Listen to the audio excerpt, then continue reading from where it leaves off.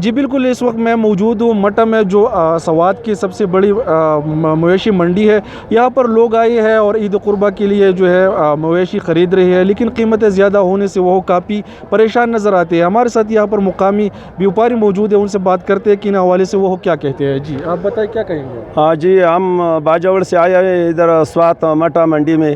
اگلے سال سے جو ہے نا بہت مہنگائی ہے، کیونکہ لوگوں کو سخت تکلیف یہ ہے کہ اور چیز بھی مہنگائی ہے اور مال بھی ہے نا، اس وجہ سے اگلے سال سے 20-30 ہزار روپے فرق پڑتے ہیں۔